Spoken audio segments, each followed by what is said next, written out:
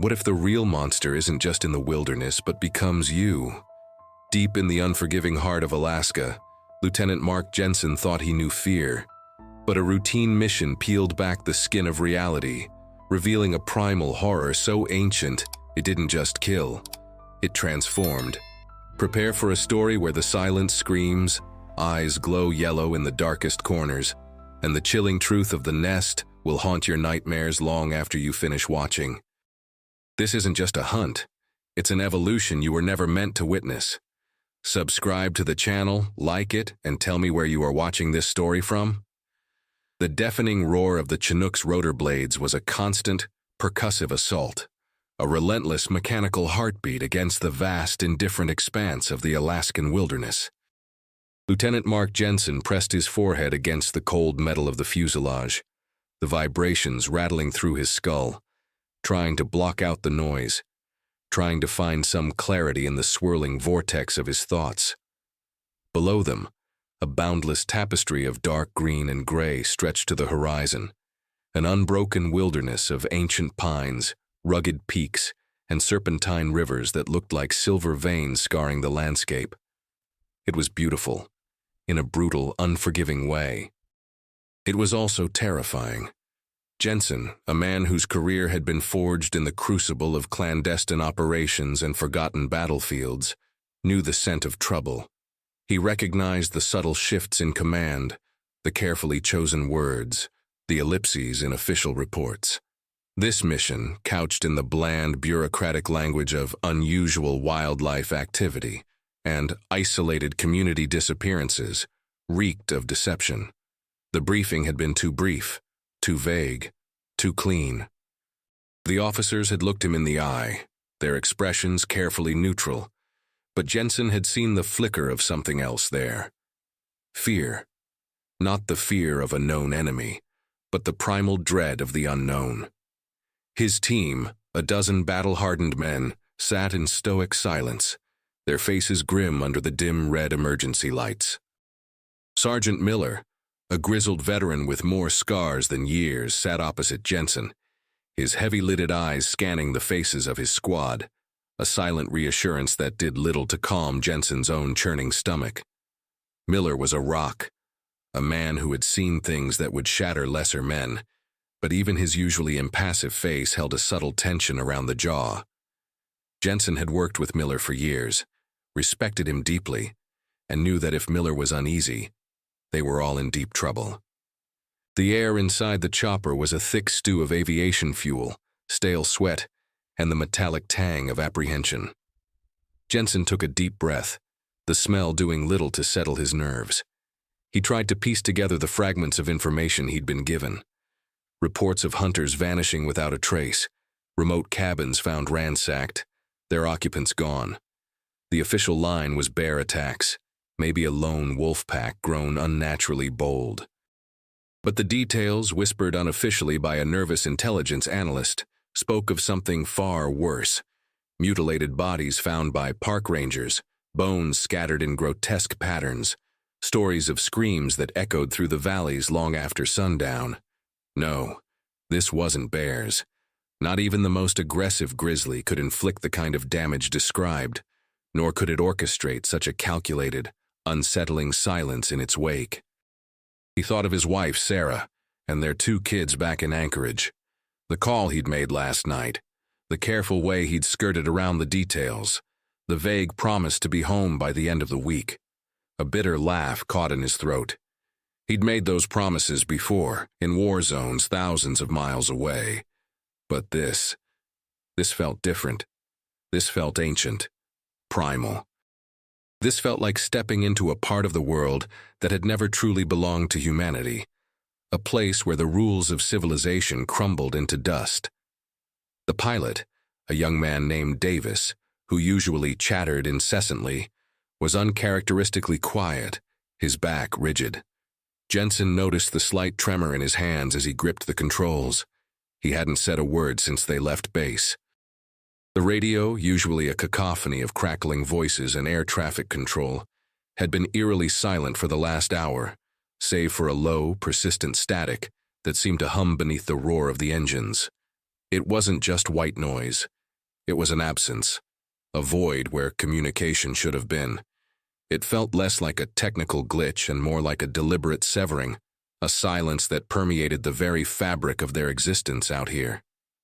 As the Chinook began its abrupt descent, pitching slightly, the world outside blurred into a canvas of green and gray. Jensen felt a sudden lurch in his gut, a cold premonition that tightened its icy grip around his chest. The helicopter spiraled down towards a clearing, a jagged tear in the emerald carpet below, revealing a patch of dark, slick mud. The pilot's grim silence was broken only by a sudden, faint burst of static from the comms system. For a fleeting second, a voice, metallic and distorted, seemed to whisper through the white noise. Jensen leaned closer, straining to hear. Just the nest. The transmission cut out, leaving only the relentless roar and the unsettling certainty that the forest, in its vast, silent judgment, had already begun to claim them. The Chinook settled with a bone-jarring thud onto the muddy clearing, its rotor wash whipping up a storm of leaves, loose earth, and the cloying scent of damp decay. The ramp lowered with a hydraulic hiss, revealing a wall of oppressive green. The air that rushed in was thick, humid, and heavy with the scent of pine, wet soil, and something else. An indefinable metallic tang that made Jensen's nostrils flare.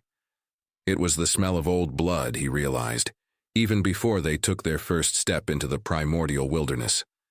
Sergeant Miller, his face a mask of practiced stoicism, was the first one out, his heavy boots sinking into the viscous mud. "All right, gentlemen," his voice boomed, cutting through the fading thrum of the rotors. "Form up. Perimeter check, then we move. Single file, spread out. Eyes and ears open. Anything. And I mean anything out of the ordinary. You report it. Clear?" A chorus of terse affirmations followed, the men snapping into action, their rifles held at the ready.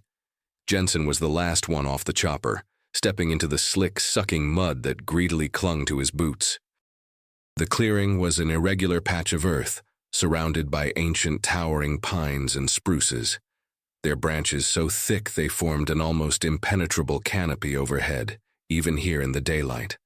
The light was muted, dappled, giving the forest a perpetual twilight feel. It was as if the sun itself hesitated to penetrate this place. As they moved into the tree line, the air grew even heavier, the silence more profound. Jensen, always attuned to the natural world, immediately noticed it. There was no birdsong, no distant chattering of squirrels, no buzzing of insects. The usual symphony of the Alaskan wilderness was absent, replaced by a deep, unnatural quiet that pressed in on their ears, making their own footsteps sound deafeningly loud. It wasn't merely quiet, it was observant. The forest felt less like an ecosystem and more like a single, colossal entity holding its breath, watching their every move. Specialist Kelly, a young rifleman from Ohio, his face still a little too fresh for this kind of assignment, shifted nervously, his eyes darting from shadow to shadow. "Sir," he whispered to Jensen, his voice barely audible above their own movements. "It's quiet, isn't it? Too quiet." Jensen nodded grimly. "That's exactly right, Kelly. This isn't natural." He scanned the dense undergrowth, the gnarled roots that snaked across the forest floor like petrified serpents, the thick moss that clung to everything. Every shadow seemed to deepen, to coalesce into something formless yet menacing. He saw patterns in the undergrowth that weren't natural, snapped branches that seemed too high, claw marks on tree trunks that were too wide, too deep for any bear he'd ever known. These weren't signs of random animal activity. They were deliberate, unsettling markers. The smell intensified as they plunged deeper, the metallic tang, now undeniable, mingled with a faint, cloying sweetness that was utterly repulsive. It was the smell of decay, yes, but not the clean, natural decay of the forest floor. This was something else, something wrong. Miller, ahead of him, suddenly raised a gloved hand, signaling a halt. Every man froze, their rifles pointing outwards, muscles tense. "What is it, Sergeant?" Jensen whispered, his heart hammering against his ribs. Miller didn't answer immediately. He was staring at something half hidden beneath a tangle of ferns, his brow furrowed in concentration. The silence stretched, pregnant with dread. Then he moved forward, pushing aside the ferns with the barrel of his rifle. There, lying in a bed of moss, was an animal carcass. An Alaskan moose by the looks of it, a magnificent creature reduced to a grotesque tableau. It was strangely pristine in its overall form, not dismembered or disemboweled in the way a wolf pack would leave a kill. But along its flank, a single, impossibly deep laceration ran from shoulder to hip, as if a giant, razor-sharp blade had sliced clean through hide and muscle. The wound itself was wide and gaping, but what made Jensen's blood run cold was the dark, viscous fluid that seemed to still weep from it, pooling on the moss in a disturbing, oily sheen. It wasn't merely blood. It had an unnatural thickness, an almost luminescent quality in the dim light. It was pristine, yet utterly, horrifically wrong. The sight of the moose carcass, pristine yet surgically eviscerated by a single, impossibly precise wound, hung heavy in the air, a silent testament to an unnatural predator. Jensen knelt beside it, his gloved fingers brushing against the still damp fur. The wound wasn't jagged, wasn't torn like a bear's bite. It was a precise, clean cut, a gruesome masterpiece of destruction that defied any known animal anatomy. The dark, oily fluid that bled from it had no recognizable scent, only adding to the terrifying enigma. What the hell did this? Specialist Ramirez, the team's medic, breathed, his usual cool demeanor momentarily fractured. His eyes, wide and disbelieving, darted from the wound to the surrounding trees, as if expecting the monstrous surgeon to emerge at any moment. "I don't know, Ramirez," Jensen murmured, standing up slowly. His gaze swept the ancient forest, feeling the weight of unseen eyes. But it wasn't a bear, and it wasn't a wolf. Miller, his face a grim mask, pointed deeper into the tree line. "Looks like we just found our breadcrumbs, Lieutenant. Keep moving, stay sharp." His voice, though resolute, carried an undertone of unease that Jensen hadn't heard from him in years.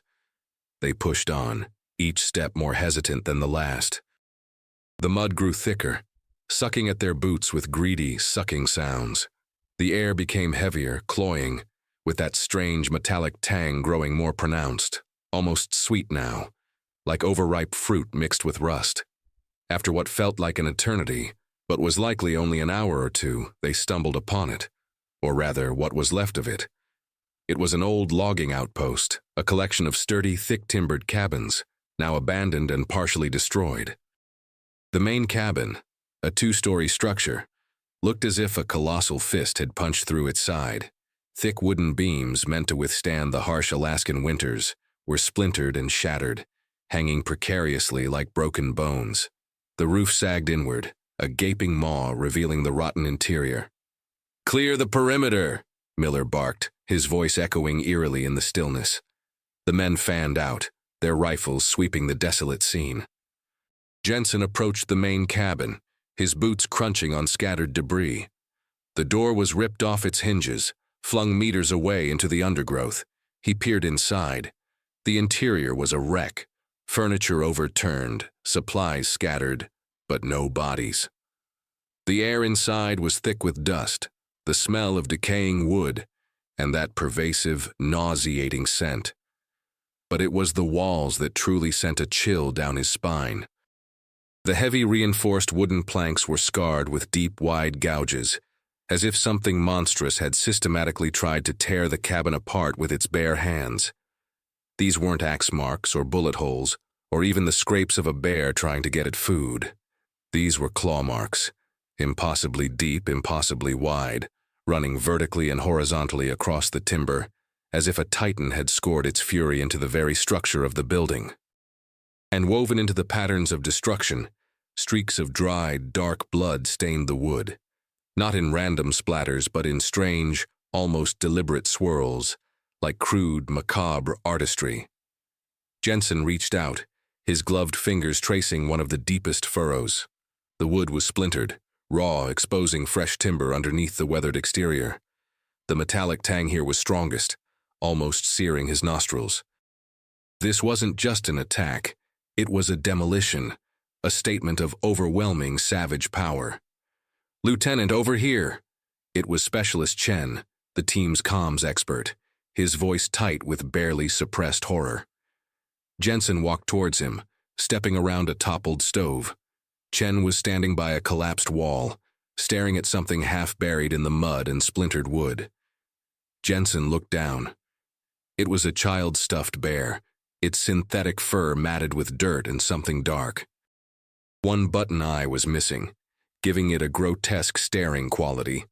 But it wasn't the bear itself that made Jensen freeze. Nestled beside it, half covered by a thin layer of mud, was a dark, viscous stain. It was dried, old, but somehow still wet, still glistening. And as Jensen watched, a faint, almost imperceptible pulsation seemed to emanate from its depths, a slow, rhythmic throb, as if the very earth beneath it was still bleeding, still alive with some grotesque, hidden life force. He reached for his radio, his hands shaking, but the words caught in his throat. The silence was too profound, the implications too horrifying. As the last vestiges of daylight bled from the sky, the Alaskan wilderness plunged into a deeper, more profound darkness. The canopy of ancient trees thickened, swallowing the faint glow of the western horizon, plunging the forest into a premature, inky night. The air, already heavy with unspoken dread, grew colder, clinging to their skin like a shroud. The unnatural silence that had been a subtle discomfort earlier now became a terrifying entity, a palpable presence that pressed in on them, suffocating their senses. Jensen clicked on the tactical light mounted on his rifle, its beam cutting a shaky path through the gloom. The others followed suit, their powerful lights piercing the darkness, creating shifting patterns of shadows that danced like specters around them. Every rustle of leaves, every creak of a distant branch sent shivers down their spines. The men, usually boisterous and prone to dark humor, were now reduced to whispers, their voices hushed, their eyes wide and darting. They were listening, waiting, each man acutely aware that the absence of sound was infinitely more terrifying than any noise. "All right, we're making camp here for the night." Miller's gruff voice broke the oppressive silence, his own tactical light sweeping the perimeter. They had found a relatively flat patch near a cluster of old-growth pines, offering some natural cover. "Dig in, set up watch. 2-man teams, hour on, hour off, no fires, low light discipline, everyone on high alert." The men moved with practiced efficiency, but their movements were stiff, hesitant, their usual fluid motions replaced by a jerky caution. Jensen watched them, his heart a cold knot in his stomach. He saw the subtle glances, the nervous fumbling with gear, the way their eyes kept returning to the impenetrable darkness beyond the limited reach of their lights. They were professional soldiers, but they were also human, and this kind of horror, this unseen, unheard terror, was far more insidious than any enemy they had ever faced. The metallic, sickly sweet odor that had been a faint presence earlier now seemed to saturate the very air they breathed. It was cloying, nauseating, like a combination of rotting meat, old blood, and something else, something chemical and utterly alien. Jensen found himself unconsciously wiping his hand across his nose, as if to clear the stench, but it was omnipresent, clinging to his clothes, his gear, even his hair.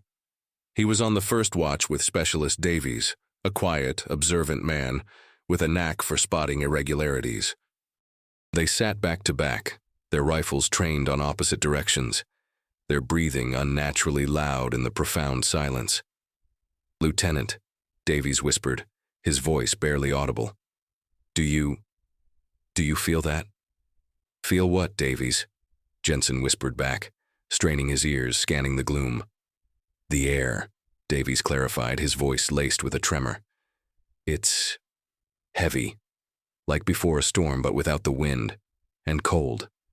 Too cold for this time of year." Jensen did feel it. A pervasive, bone-chilling cold that seemed to emanate not from the environment, but from the very silence itself. It was an unnatural cold, a dread that seeped into his bones, separate from the biting Alaskan air. He shivered, pulling his jacket tighter. The forest was not merely quiet, it was holding its breath, waiting for something. Or perhaps, for them. Hours crawled by, each minute stretching into an eternity. The tactical lights cast long, dancing shadows, turning every tree trunk into a potential hiding place, every rustle of leaves into an imagined movement. The men on watch reported nothing, but their strained faces spoke volumes. No animal sounds, no wind, nothing but the frantic beat of their own hearts and the imagined whisper of unseen things. Jensen closed his eyes for a moment, trying to recenter himself, to push back the encroaching paranoia.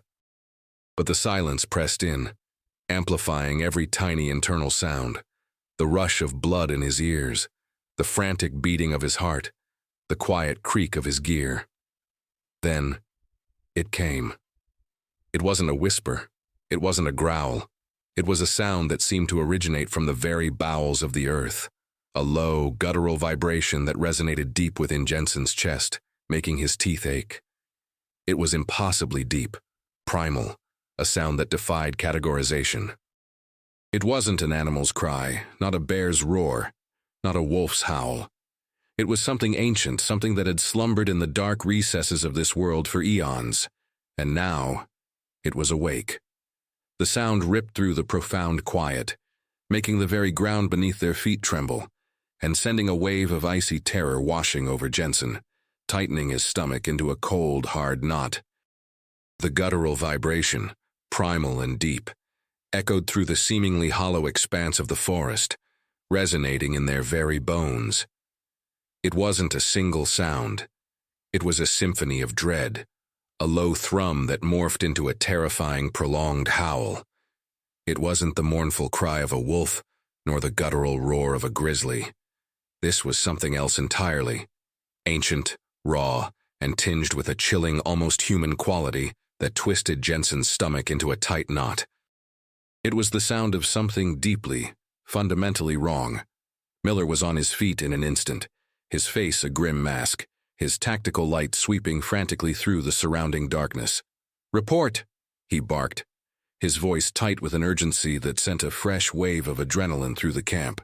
"Anyone see anything?" The replies came back, quick and sharp. "Negative, Sergeant. Nothing, sir. Just sound. It's everywhere." But it wasn't everywhere. It was coming from a specific direction, deeper into the forest, deeper into the unknown.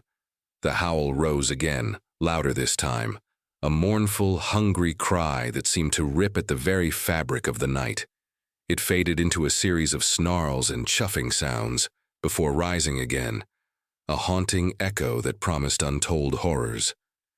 "That's no animal I've ever heard," Specialist Rodriguez, the heavy weapons expert, muttered, his voice unusually high-pitched. He gripped his saw machine gun, his knuckles white. Jensen felt a cold dread seep into his bones. This was what his gut had been screaming about.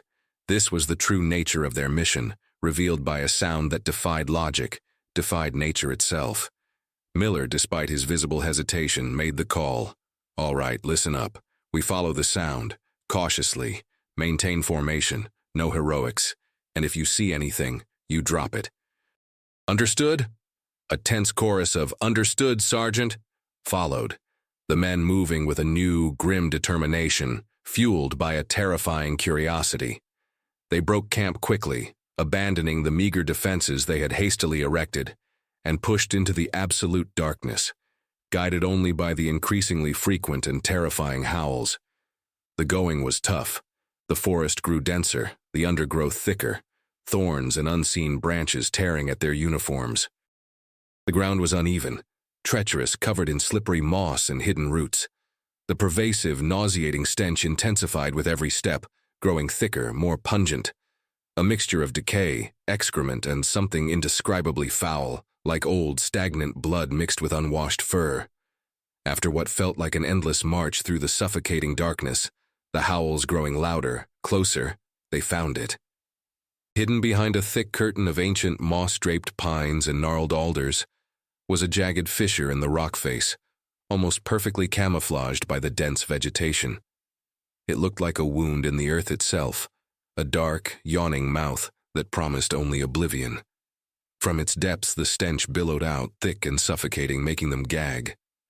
It was overpowering now, a putrid symphony of death and defilement that made the air itself feel toxic.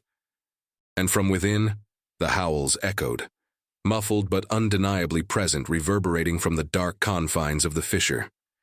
The entrance was wide enough for a man to enter, a jagged tear in the otherwise smooth rock. Darkness swallowed the light of their flashlights mere feet inside. Jensen felt a cold sweat break out on his brow. This was it. This was the source. This was the nest the radio had whispered about. "Sergeant," Jensen began, a note of warning in his voice. "We don't know what's in there. We should—" Miller cut him off, his jaw set. "We were ordered to investigate the source, Lieutenant. This is it. We go in." There was a grim finality in his tone, a sense of duty overriding instinct. He knew the risk, but retreat was not an option. "Team A with me," Miller ordered, motioning to Jensen and 4 other soldiers. "Team B, cover our rear, hold position outside, maintain comms. If we don't report in 5, you call for extraction. Got it?" Specialist Chen, leading Team B, nodded, his face pale in the faint glow of his headlamp. "Understood, Sergeant. Good luck." Miller gripped his rifle, took a deep breath, and plunged into the darkness of the fissure. Jensen followed, his heart pounding a frantic rhythm against his ribs. As his flashlight beam cut through the absolute blackness of the cave's interior, the light danced across the cold, damp rock walls, revealing crude, grotesque symbols carved into the stone with some incredibly sharp implement. Figures of malformed bodies, half human, half beast, twisted in agony or ecstasy, performing a macabre dance under crescent moons and swirling patterns. Jensen felt a wave of nausea wash over him. This wasn't just a cave. This was an altar, a tomb.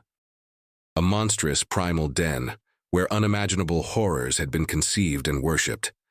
The air inside the fissure was thick, heavy, and rank with a stench that defied description, a cocktail of putrefaction, stale blood, and a musky, animalistic odor that turned Jensen's stomach. Each breath was a struggle, coating his throat with a foul residue. The symbols carved into the rock walls, glimpsed in the flickering beam of his tactical light, became clearer, more horrifying, with every step deeper into the earth. They depicted grotesque transformations, human-like figures morphing into predatory beasts, their limbs elongating, their mouths widening into fanged maws, their eyes glowing with malevolent intent. It was a history written in blood and fear, a terrifying premonition of what awaited them. Miller moved cautiously ahead, his rifle raised, his light sweeping the cavernous space. The fissure opened into a vast, irregular chamber, its ceiling lost in the inky blackness above.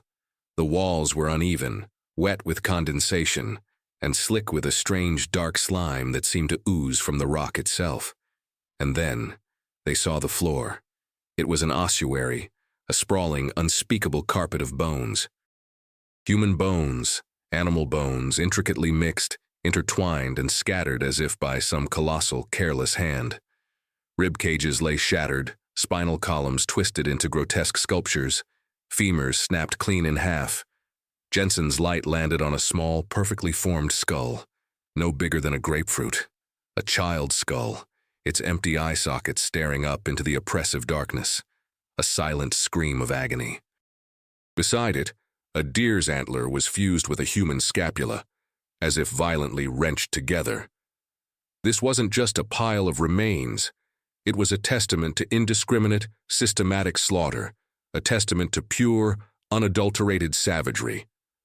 Specialist Kelly, the young rifleman, let out a choked gasp, his voice trembling. "Oh my God, sir, what is this place?"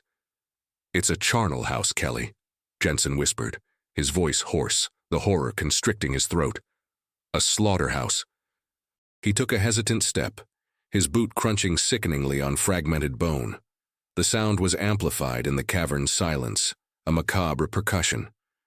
The symbols on the walls continued, now depicting what looked like ritualistic sacrifices, figures splayed open, their hearts being torn out while monstrous entities loomed over them, their forms blurring between human and beast.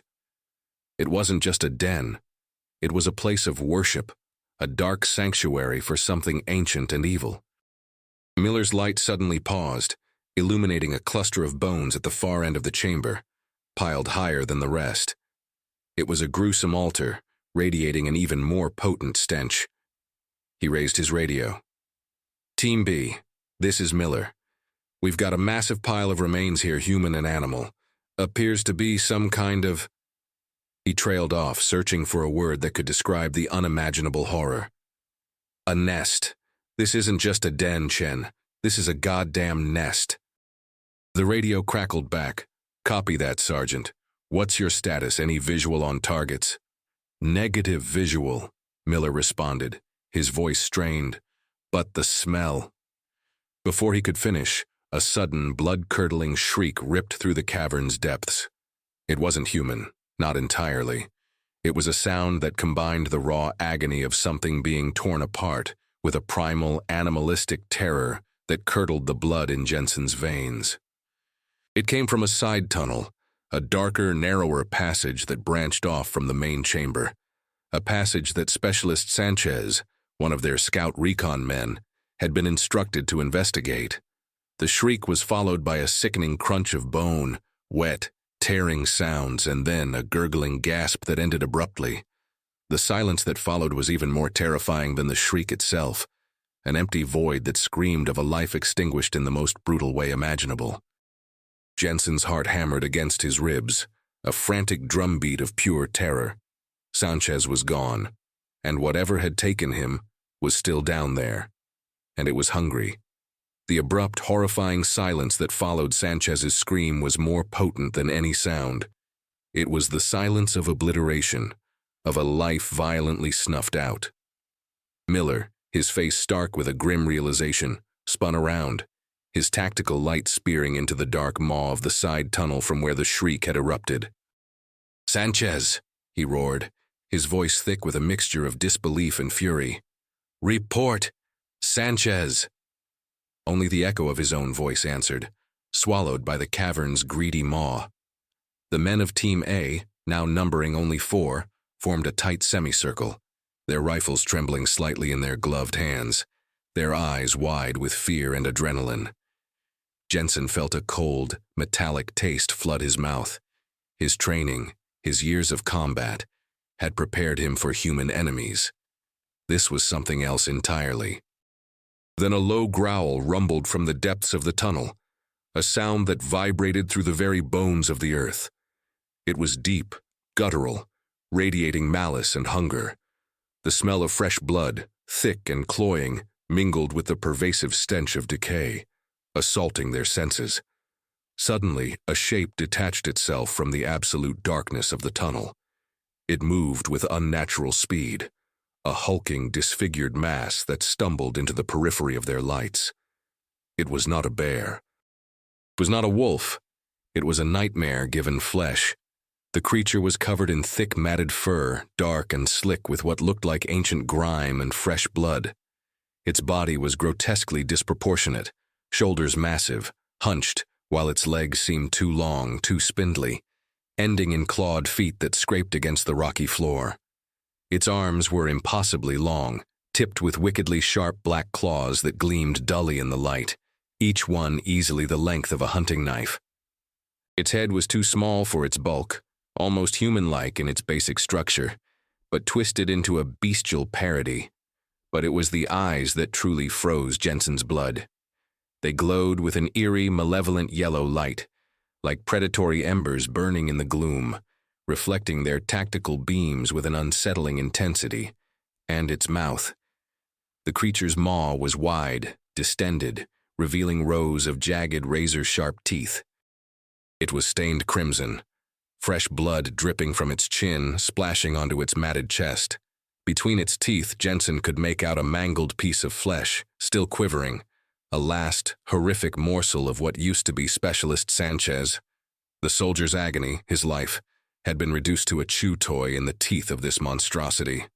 A collective gasp of horror rippled through the remaining men. Panic, cold and swift, threatened to take hold. "Abran fuego! Open fire!" Miller screamed, his voice raw with fury and shock.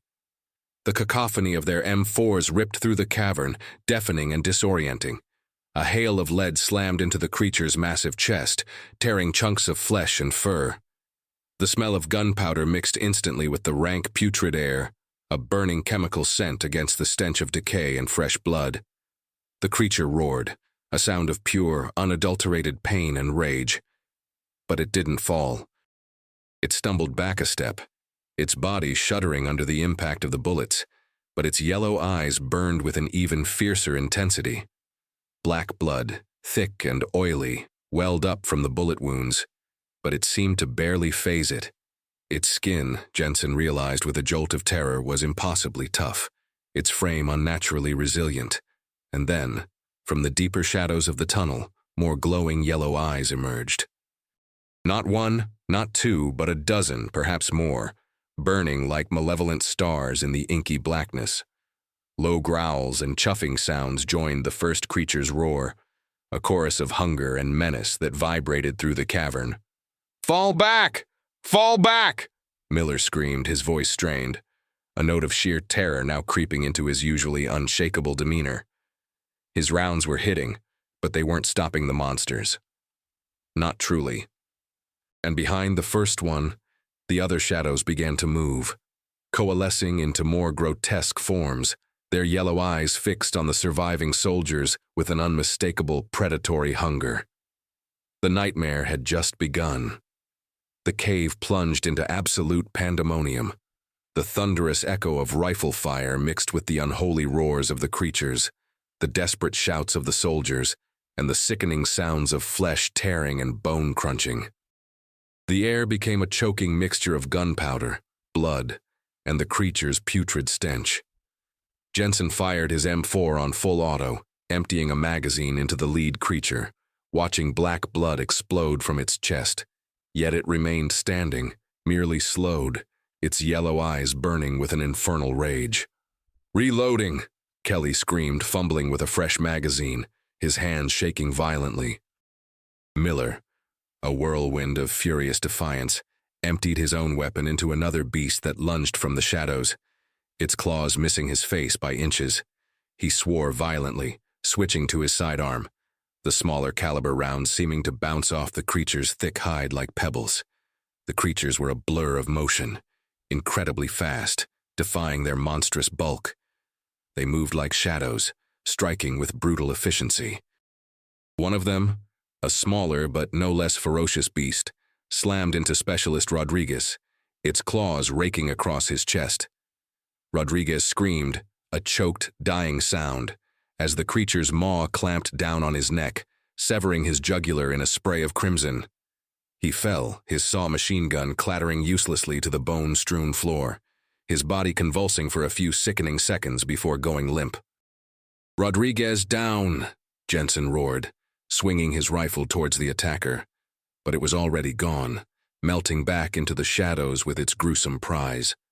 Another creature, a truly colossal specimen, burst from a side passage, its fur matted with ancient blood, its eyes glowing with a feral intelligence. It lunged at Specialist Davies, who was still fumbling with his rifle. Davies barely had time to raise his arms before the creature's massive claws slammed into him, pinning him against the cave wall. His screams were abruptly cut short as the beast tore his chest open with a single savage swipe, spilling his entrails onto the cavern floor. Chaos reigned supreme.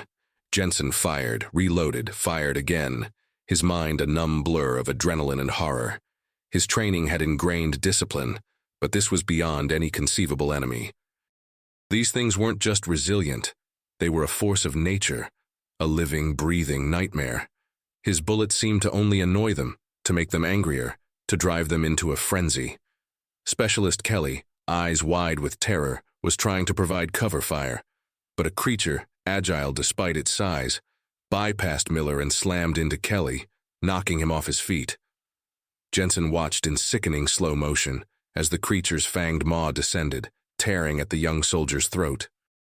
Kelly's screams were cut short, replaced by a wet, gurgling sound as his life drained away.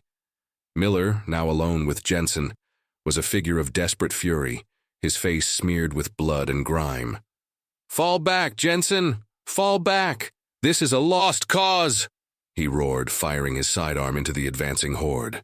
But there were too many. They were everywhere, their yellow eyes glowing from every shadow, their roars deafening, their hunger palpable. A creature, its fur slick with the blood of their comrades, launched itself directly at Jensen. Its claws, impossibly long and sharp, were aimed directly at his face. Time seemed to slow. Jensen saw the hunger in its glowing eyes, the readiness to tear him apart. He knew instinctively that this was the end. His rifle was empty, his sidearm holstered. He was out of options, out of time. In a desperate primal surge of self-preservation, Jensen lunged sideways, throwing himself into a narrow crevice he hadn't noticed before, a jagged crack in the cave wall. He heard the creature's frustrated roar, felt the rush of air as its claws scraped against the rock just inches from his back. He stumbled headfirst into the absolute darkness of the passage, his world collapsing around him in a cacophony of screams, roars, and the sickening sounds of his friends being torn to shreds. The cave had become a tomb, and he was the last one alive for now. Jensen scrambled through the narrow, twisting passage, his heart a frantic drumbeat against his ribs, the stench of decay and fresh blood clawing at his throat. Behind him, the cacophony of the battle raged for a few more agonizing moments. The crack of gunfire, the unholy roars, the screams of his dying comrades. Then, with horrifying abruptness, it all faded, replaced by a sickening symphony of wet, tearing sounds, and then an unnerving, profound silence. A silence that spoke of total annihilation. He was alone. The passage was a maze of jagged rock, slick with condensation and that omnipresent, dark slime. Jensen moved blindly, fueled by pure, unadulterated terror. He tripped over unseen obstacles, his hands scraping against rough rock, his uniform tearing on sharp edges. He didn't care. All he could hear was the frantic pounding of his own blood in his ears, and the chilling, heavy breathing of the creatures that he knew were just behind him, just out of sight, stalking him through the darkness. He pushed his rifle ahead, using it as a crude probe, his tactical light having been shattered in his desperate dive into the crevice. The absolute darkness was a suffocating blanket, amplifying every small sound. The drip of water, the scuttling of unseen insects, the ragged gasps of his own breath. He could feel the cold, clammy air of the cave clinging to his skin, taste the grit of dust and blood in his mouth. His lungs burned, his muscles screamed in protest, but he couldn't stop. He couldn't afford to. The images of his men, torn apart, their lives extinguished in a single, brutal moment, flashed behind his eyelids, driving him onward. Miller's desperate roar, Kelly's truncated scream, Rodriguez's guttural gasp. They were all ghosts now, silent witnesses to a horror that defied human comprehension. He felt the passage constrict, then widen, then suddenly his probing rifle met empty space. A gust of cool, fresh air, smelling of pine and damp earth, hit his face. An opening, a chance. Jensen scrambled forward, pulling himself through the narrow fissure, his body aching, his uniform shredded. He emerged into the absolute blackness of the Alaskan night, the air cold and biting against his sweat-soaked skin. The moon was nowhere to be seen, obscured by a thick blanket of clouds or perhaps simply refusing to cast its light on this place of unimaginable horror. He stumbled forward, gasping for breath, his legs threatening to give out beneath him. The forest was dense, dark, a suffocating wall of ancient trees. He ran, blindly, instinctively, pushing through thick undergrowth, his mind a maelstrom of terror and disbelief. The smells of the cave still clung to him, the decay, the blood, the acrid gunpowder. He ran until his lungs burned, until his legs felt like lead, until he could no longer feel the ground beneath his feet. He finally collapsed to his knees in a small clearing, illuminated by a handful of bioluminescent fungi and a scattering of fireflies that pulsed with an ethereal glow, like lost souls dancing in the gloom. The silence of the forest once again descended around him, but this time it was a different kind of silence, a silence that felt pregnant with judgment, with unspoken threats. He lay there, gasping, trying to force air into his burning lungs, the images of the cave still burning in his mind's eye. He was alive. He was the only one. But for how long? The thought was a chilling whisper in his mind. Then a sound, a weak, raspy voice, barely audible above the frantic pounding of his own heart. A voice that was impossibly familiar, impossibly close. Jensen. He froze, his breath catching in his throat. It was Sergeant Miller.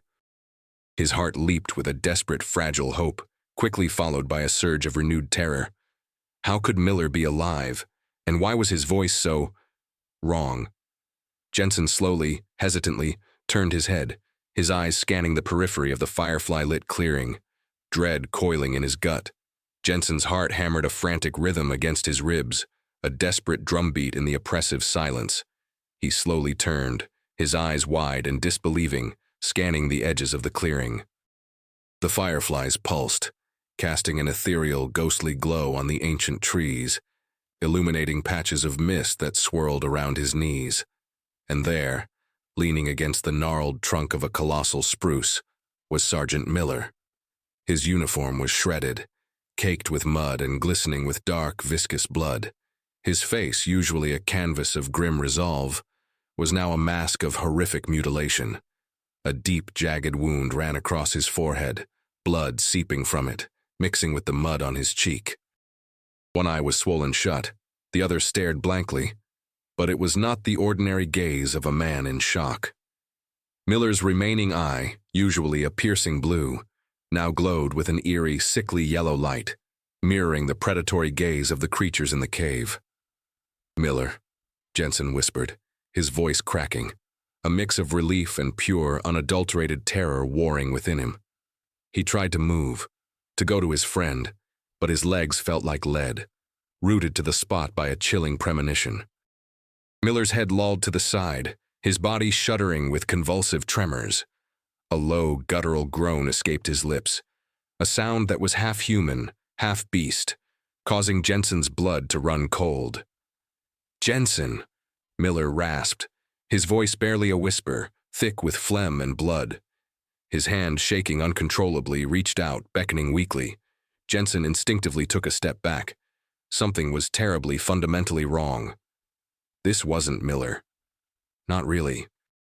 The yellow glow in his eyes, the way his muscles seemed to ripple and contort beneath his torn skin, like snakes writhing beneath a blanket. It was grotesque, disturbing. They don't kill us all," Miller gasped, his voice barely audible, choked with something wet and thick. His head snapped back, his eyes rolling up into his head, then snapping back to fixate on Jensen, the yellow glow intensifying. They choose." He began to convulse violently, his body seizing, arching backwards against the tree trunk. A sickening crack echoed through the clearing as something inside him shifted, painfully. His uniform ripped further, not from the movement, but from something pushing out. Jensen watched in horrified fascination as the skin on Miller's arms and chest began to stretch, to tear, to bulge in unnatural ways. Dark, coarse hairs, like bristles on a boar, erupted from his flesh, pushing through the fabric, glistening with an oily sheen. A fresh wave of nausea washed over Jensen, stronger than anything he had felt in the cave. This was worse. This was an insult to life, a perversion of nature. Miller was transforming. "The nest, it's growing." Miller choked out, his voice now a distorted growl, his facial features elongating, his teeth sharpening, his mouth widening into a grotesque parody of a human smile. His hands, still twitching, were changing too, nails elongating into dark, curved claws that ripped at the bark of the tree. Jensen could only stare, frozen in a tableau of unimaginable horror. He watched his friend, his sergeant, a man he respected and fought alongside, morph into the very monster that had slaughtered their squad. The transformation was agonizingly slow, yet terrifyingly rapid, a macabre dance of flesh and bone. The sounds of cracking joints, tearing skin, and Miller's choked inhuman groans filled the clearing, each sound a hammer blow to Jensen's already shattered sanity. In a matter of seconds, where Sergeant Miller had once leaned, a hulking, malformed creature now stood. It was taller, its shoulders hunched, covered in the same damp, matted fur as the creatures in the cave. Its head was bestial, its mouth a fanged maw, but in its glowing yellow eyes, Jensen could still discern a flicker of recognition, a twisted, predatory hunger that was uniquely Miller's. It was looking at him, not with the mindless aggression of an animal, but with a chilling, intelligent malice. And then, it let out a low, guttural growl, its gaze fixed on Jensen. No longer a friend, but a target. The nest was growing indeed, and the new recruit was staring right at him. The creature that had been Sergeant Miller now stood fully transformed, its massive frame outlined by the faint, pulsing glow of the fireflies. Its yellow eyes, still holding that horrifying glint of Miller's personality, fixed on Jensen with an unnerving, predatory intensity. It wasn't just a beast, it was Miller, twisted and corrupted into something unspeakable, and it was hungry. A low, guttural growl rumbled deep in its chest, a sound that was a chilling echo of the earlier howls from the cave, but with a distinctly human malevolence behind it. Jensen felt a primal scream build in his own throat, but no sound escaped. His body, however, finally obeyed his desperate survival instinct. He scrambled to his feet, his muscles screaming in protest, and turned to flee. The Miller creature let out a triumphant, earth-shattering howl, a sound that ripped through the night, piercing the unnatural silence of the forest. And from the darkness surrounding the clearing, other howls answered. A chorus of them, coming from all directions, closer now, impossibly close. The nest wasn't just growing, it was everywhere. Jensen ran blindly, frantically, plunging back into the suffocating darkness of the forest. Each step was a desperate prayer, each breath a painful gasp. He could hear the thudding footfalls of the Miller creature behind him, surprisingly agile for its bulk, gaining on him. The chorus of howls intensified, a relentless, terrifying symphony of the hunt.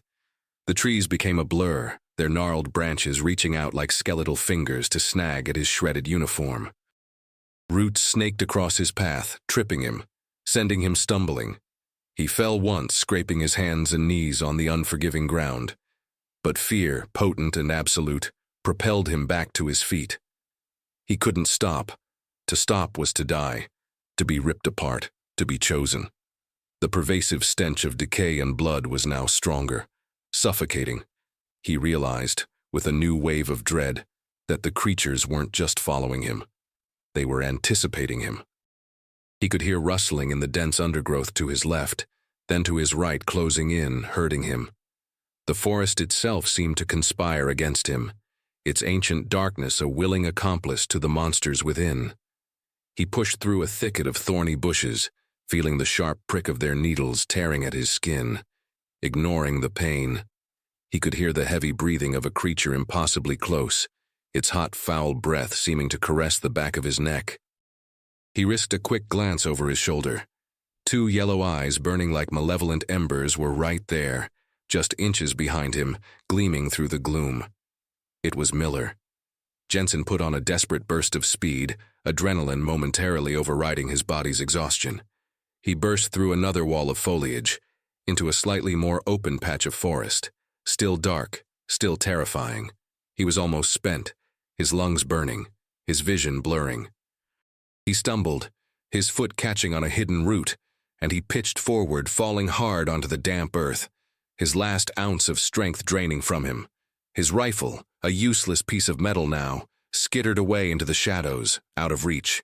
He lay there, gasping, unable to move, his body convulsing with exhaustion and terror. The howls, the snarls, the heavy breathing were all around him now. He looked up, his eyes wide with unutterable horror. From the swirling mist and the absolute darkness of the ancient trees, they emerged. Shadowy figures, hulking and grotesque, their forms vaguely human yet impossibly monstrous, stepping out of the gloom. Their yellow eyes, burning like predatory embers, created a terrifying circle around him. They were silent now, their howls replaced by a chilling collective silence and anticipation. He could make out their distorted features, the long claws, the fanged maws. There were more of them than he could count, and at the head of the pack, his eyes burning with a cruel, intelligent hunger, stood the creature that had once been Sergeant Miller. Jensen realized then, with a bone-chilling certainty, that the nest hadn't just grown. It had awakened, and he was its latest catch. The forest held its breath, waiting for the final gruesome act. Days blurred into an eternity for Lieutenant Mark Jensen. He existed in a purgatorial state between waking nightmare and catatonic despair. The echoes of the howls, the screams, the sickening sounds of flesh tearing, played on an endless loop in the shattered landscape of his mind. The burning yellow eyes, the sight of Miller's grotesque transformation, were seared into his retina, painting the inside of his eyelids with unspeakable horror.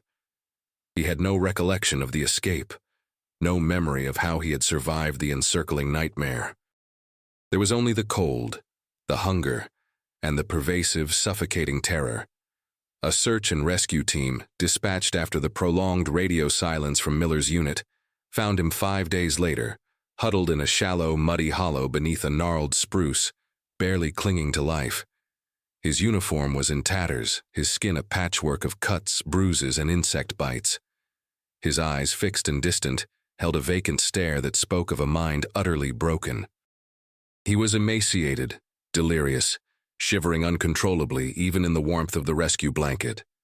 The official report, swiftly authored and classified, stated the obvious lie.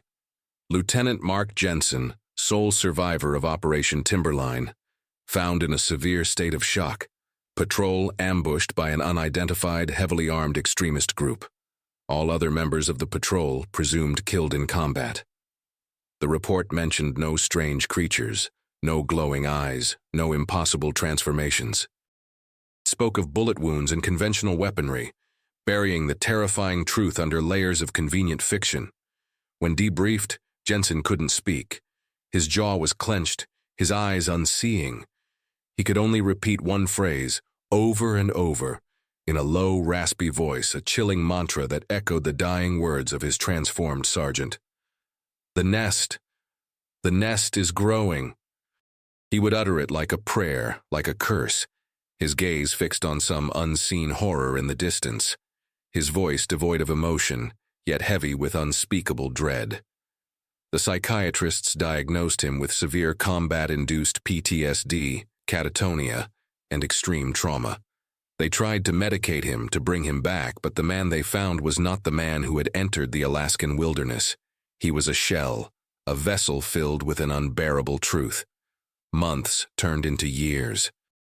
Jensen remained in a specialized medical facility, his condition unchanged. The official narrative was sealed, the area of the mission declared off-limits, a hazardous zone. The vast, ancient Alaskan wilderness, immense and seemingly untouched, returned to its serene, indifferent silence. No more strange reports surfaced. No more disappearances made it into the news. The silence was absolute. Perfect. But the silence, Jensen knew, was a lie. The final scene shows the sprawling, untouched expanse of the Alaskan wilderness from high above. The helicopter that once carried Jensen, now a distant memory. The camera slowly descends, sweeping over the endless canopy of dark green, the jagged peaks, the meandering rivers. It lingers on a specific patch of dense forest, seemingly indistinguishable from the rest. Then, with an almost imperceptible shift, the camera zooms in, not to reveal a creature, but to a hidden detail within the landscape, a barely visible fissure in a remote rock face, choked by ancient vegetation. It's the entrance to the cave, the charnel house, the nest. The fissure seems to pulse faintly, almost as if breathing. The shadows within are deep, impenetrable. There's no sound, no movement, just the silent, vast, indifferent beauty of nature. But the implication hangs heavy in the air, a chilling whisper on the wind. The nest is not merely growing within the forest, it is becoming part of the forest. And the forest, in its profound, ancient silence, keeps its secret well. Waiting. watching, and one day perhaps expanding. Jensen's broken mind was a prophet, and the wilderness, in its majestic, horrifying indifference, was its silent accomplice. If you're feeling the chills and tension building, don't forget to subscribe to the channel, like it, and leave a comment telling us which city or country you're watching from. Your opinion is very important to us.